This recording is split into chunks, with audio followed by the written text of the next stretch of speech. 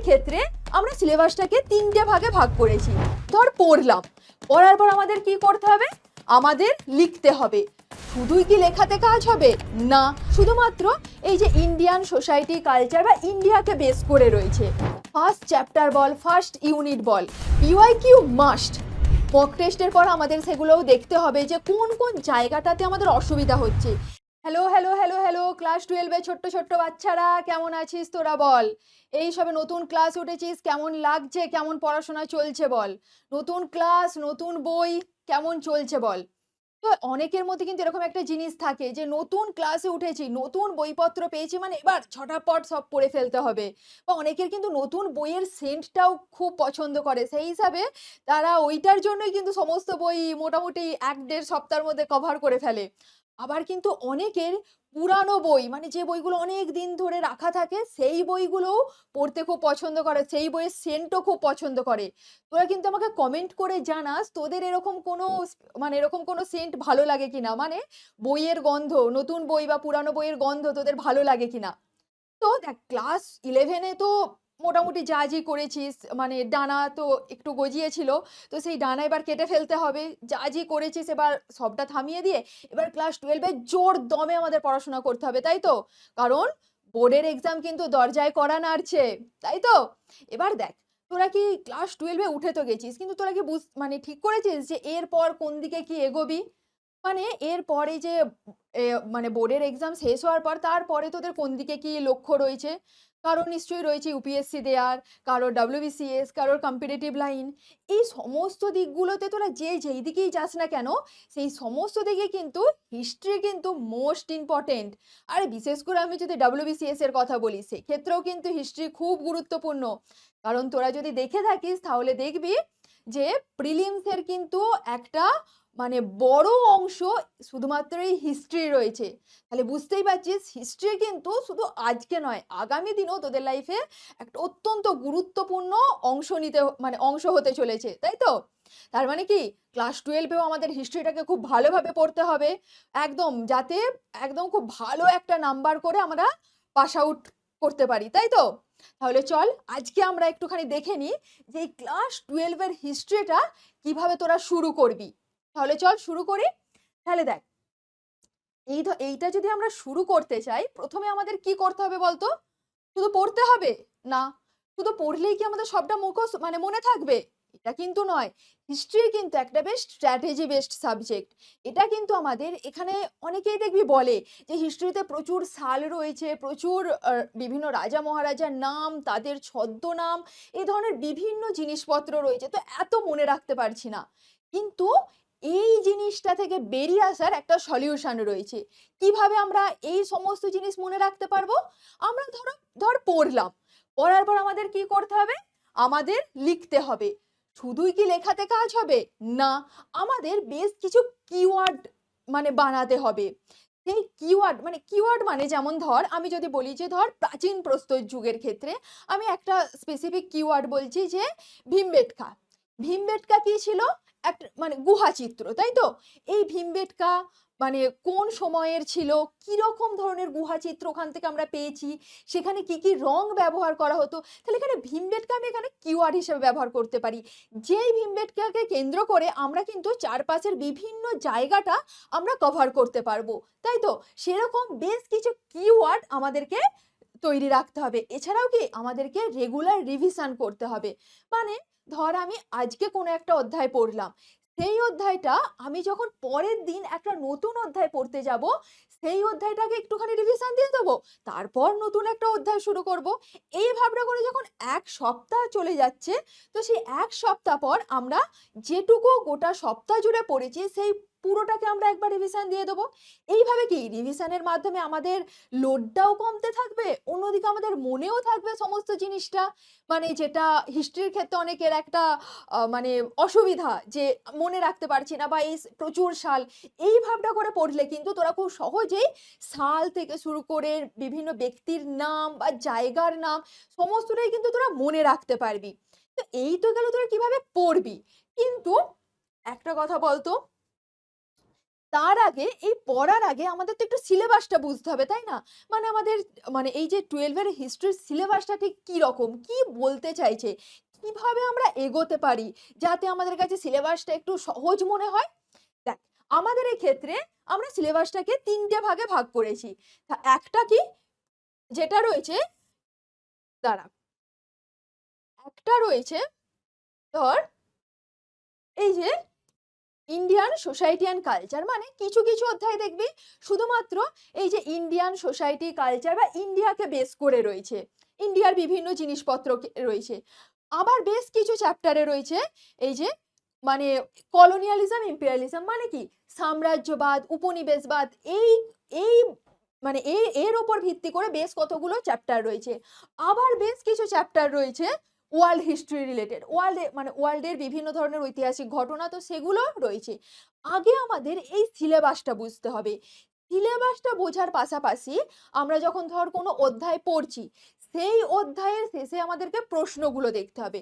যখন আমরা সেই প্রশ্নগুলো দেখব, আমাদেরকে বুঝতে হবে যে প্রশ্নগুলো কি রকম, কোন জায়গা থেকে কি রকম ধরনের প্রশ্ন আসছে, কোন পার্টটা থেকে এমসিকিউ বেসড বেশি প্রশ্ন আসছে, কোন পার্টটা থেকে অ্যাজারশন রিজন বা ক্রোনোলজি বেসড কোশ্চেন আসছে, এইগুলো আমাদেরকে আগে বুঝতে হবে।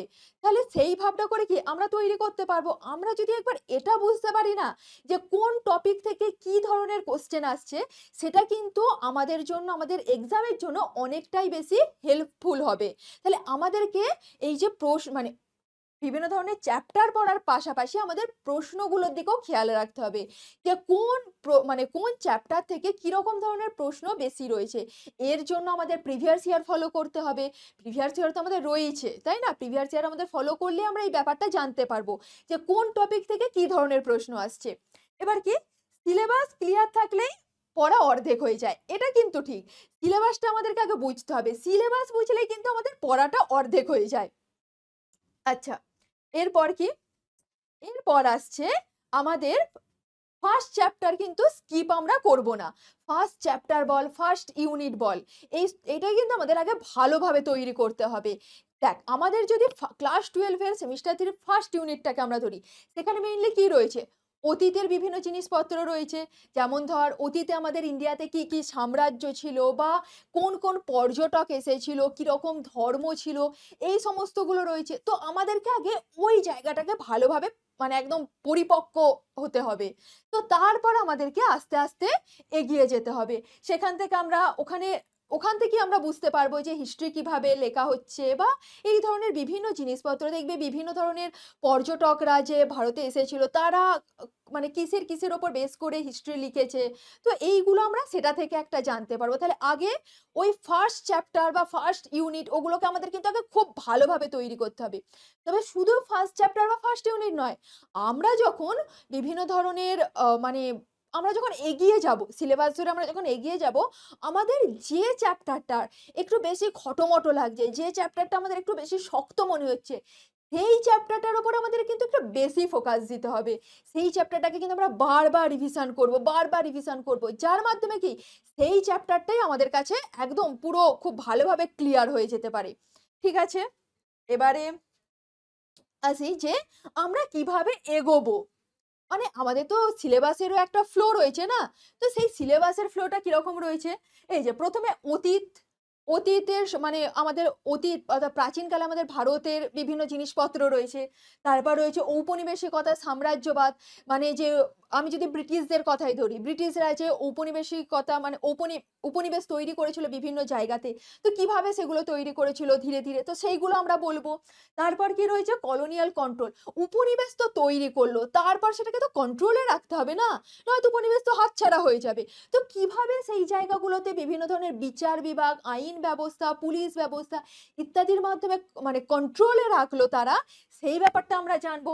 তারপরে আমরা কি জানবো? World history. তারপরে আমরা ওয়ার্ল্ড হিস্ট্রির ব্যাপারে জানবো। তাহলে কি একটা ফ্লো ওয়াইজ চলছে না? এইরকম এই ফ্লো ওয়াইজ যদি আমরা মেনটেন করি না, বা তোরাও যদি বাড়িতে মেনটেন করিস, তাহলে দেখবি এক্সামে অনেকটা অনেকটা সুবিধা পাচ্ছিস। এক্সামে কোশ্চেন পেপার থেকে শুরু করে সমস্তটাতেই দেখবি তোরা মানে অনেকটা বেশি সহজ হচ্ছে তোদের জন্য। আরেক কারণ কি বলতো? সিলেবাসেতেও কিন্তু এই ফ্লোই মেনটেন করা হয়েছে। তো তাহলে এটা একটা গেল। আর কি? আমাদের পিওয়াইকিউ করতে হবে, পিওয়াইকিউ মাস্ট, পিওয়াইকিউ করতে হবে। পাশাপাশি কি আমাদেরকে আমাদেরকে চেষ্টা করতে হবে যখনই আমাদের মানে মোটামুটি সিলেবাসটা কমপ্লিট হব হয়ে আসছে, তখন থেকে আমাদের মক টেস্ট দিতে হবে। দেখ চ্যাপ্টারের কোশ্চেন তো শেষে যেগুলো রয়েছে সেগুলো তো আমরা একদম পুরোপুরি কভার করেই ফেলবো। পাশাপাশি আমাদেরকে বিভিন্ন ধরনের মক টেস্ট দিতে হবে। মক টেস্টের পর আমাদের সেগুলোও দেখতে হবে যে কোন কোন জায়গাটাতে আমাদের অসুবিধা হচ্ছে। যে জায়গাগুলোতে আমাদের অসুবিধা হচ্ছে সেই জায়গাগুলি আমাদের বারবার দেখতে হবে। এছাড়াও কি আমাদেরকে রিভিশনের সময় তো আমরা দেখবই।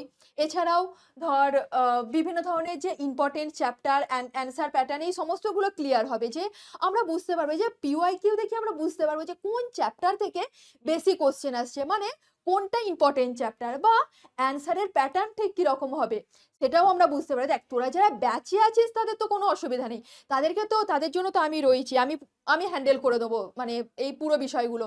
তাদেরকে আমি বিভিন্ন ধরনের সাল বা বিভিন্ন ধরনের যে রাজা মহারাজা এদের সব নাম মনে রাখার জন্য আমি বিভিন্ন ধরনের মেমোরি ট্রিক দেবো যাতে তোরা সহজেই মনে রাখতে পারিস।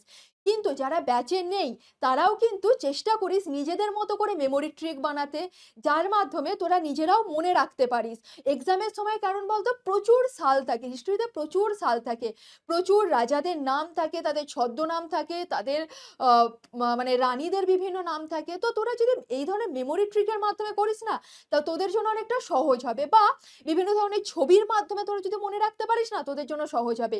আবারও বলছি, তোরা যদি ব্যাচেতে থাকিস তোদের পুরোপুরি দায়িত্ব আমার, আমি তোদেরকে মানে এই সমস্ত কিছু মানে মনে যে রাখবি সেই দায়িত্বটা আমি নিচ্ছি। কিন্তু তোরা যারা ব্যাচে নেই তাদের জন্য আমি বলছি তোরা নিজেদের মতো এই জিনিসগুলো তৈরি করে নিস, যাতে তোদের এক্সামেতে অনেকটাই বেশি দেখবি সুবিধা হবে।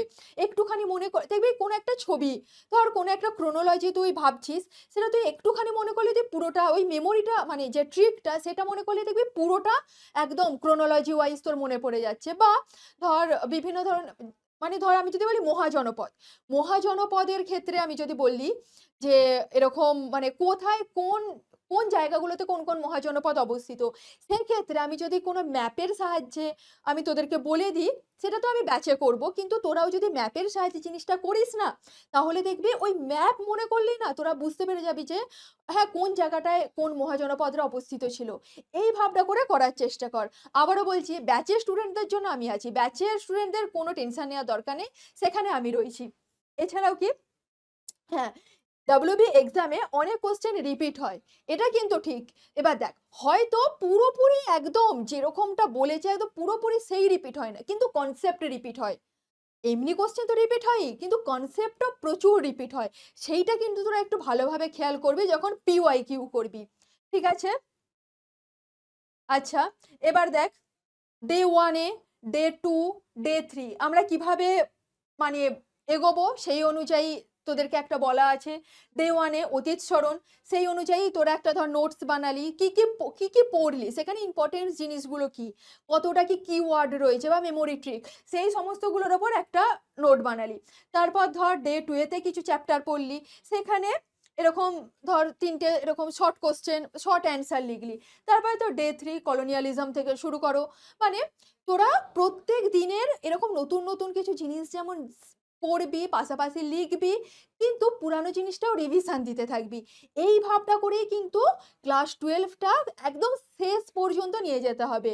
আমি মানে দেখ তোদের হয়তো এখন প্রথম প্রথম একটু টেনশন হচ্ছে, কিন্তু টেনশন একটু রাখ, কারণ টেনশন থাকলে তবে কি বলতো এগোতে পারবি। বেশি টেনশন নেওয়ার দরকার নেই, একটু টেনশন নিয়ে একদম পুরোপুরি ফুল দমে এগিয়ে যা, যাতে বোর্ডের মানে এক্সামের সময় খুব বেশি টেনশনটা না নিতে হয়, ঠিক আছে? এই যে হয়ে গেল আমাদের মানে এই তোদের মিটে গেল হিস্ট্রি। হিস্ট্রি কিভাবে পড়বো, কিভাবে কি করব, একটা আমি ওভারঅল তোদেরকে আমি কিভাবে কি করবি না করবি সেই জিনিসটা সম্পর্কে আমি একটা ওভারঅল ধারণা দিয়ে দিলাম। আশা করি তোদের এটা এই ভিডিওটা অনেকটা তোদের জন্য মানে অনেকটা হেল্প হবে। যদি হেল্প হয় অবশ্যই লাইক করিস, কমেন্ট করিস, এবং এইরকম ধরনের ভিডিও যদি তোদের আরও লাগে তার জন্যও তোরা কমেন্ট করিস, ঠিক আছে? টাটা।